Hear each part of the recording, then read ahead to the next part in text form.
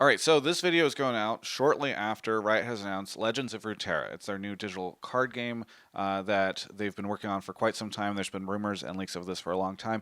And while obviously the game itself is very exciting to me, I like card games. I've been playing them for a long time. I've played, World of Warcraft TCG was a huge thing for me in college, and I've played a ton of Hearthstone, etc.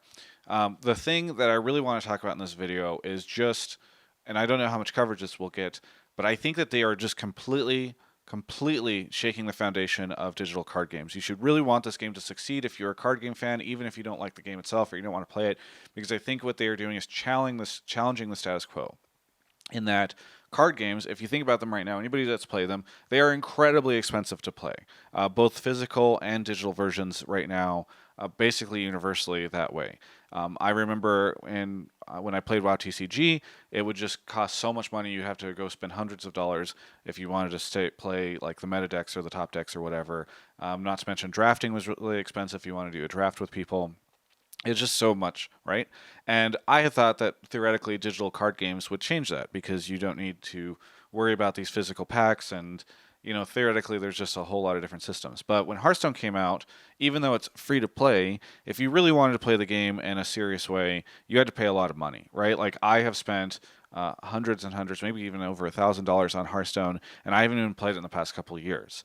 It's just because you you're there's a high incentive for the people who make these games to do this randomized card pack thing, right? And there are a lot of unfortunate circumstances that come along with it, right? It's not just the cost of the money that you're spending, but let's say you spent a ton of money so that you could get Dr. Boom, right? Which was a really expensive card in Hearthstone, or a very powerful card in Hearthstone that people were running in a ton of decks a couple years ago. So you'd spend a ton of money because it's this legendary card. It's really hard to get, and you either have to hope that you get it from a pack, or you have to spend a ton of money so that you can create the dust or whatever to get it.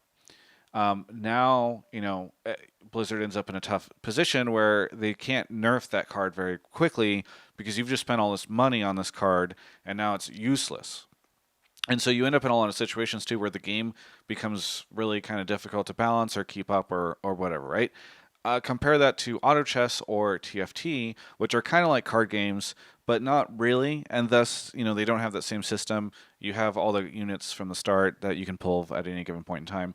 And so what you see is Riot has actually at times nerfed them multiple times in the same week, or buff them or whatever, which makes the gameplay much more interesting and diverse and etc.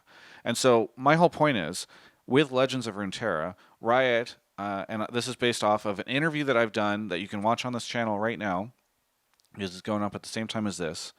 You should go check it out. But also conversations that I've had with Riot around that interview beforehand, as well as they kind of talked to me about the game and sort of showcased it.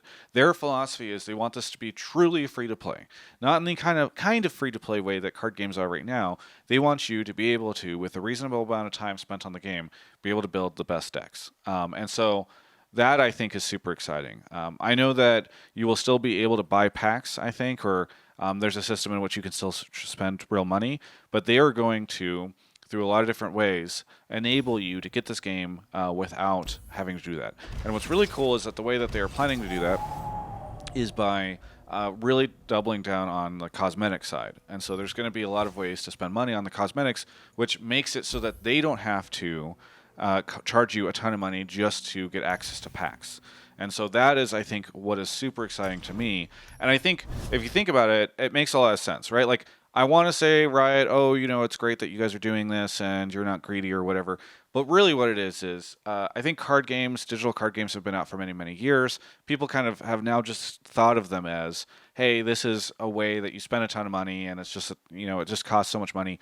People don't want to play that anymore. And I think generally speaking, they're just less popular. The other thing is Hearthstone and games like it, Magic, the Gathering, Arena, they're just super entrenched. And so Riot, unlike with League of Legends, where they're completely dominant, this is an area that they have to break into. And so I think that they're going to do that by forcing, essentially, a change in the way that these companies work. And this is what I'm getting at, where I say you should want it to succeed, even if you don't like League of Legends, even if you don't like this specific card game, but you do like card games in general. Maybe even honestly, if you just like gaming in general, because this is a good thing.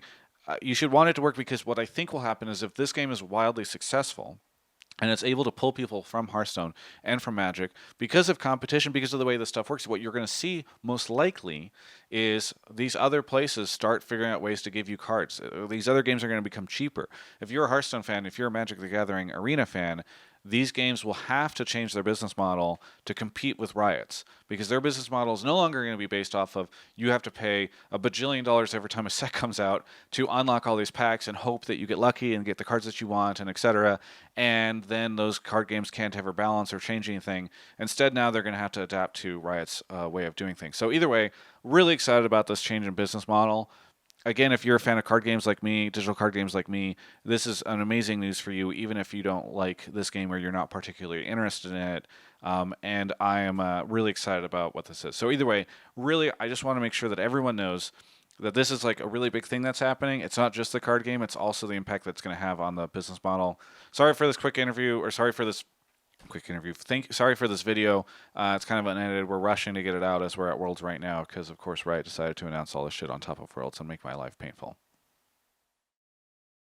Hey, hope you really enjoyed my coverage of Riot's 10-year anniversary stuff. I'm sure I'll be able to cover so much more of all of that over the next couple of years as it all comes out and comes to fruition. I also wanted to give a shout out to Alienware for sponsoring all of my content this year. You can check them out over at alienware.com/Travis. There's a link in the description below. I'm going to be playing all this new stuff, doing all this new League of Legends Riot game stuff, all on Alienware hardware, which is going to be awesome. I can't wait to check it all out over there. And again, they make all of our content creation possible with their hardware. So please go check out them at the link in the description below.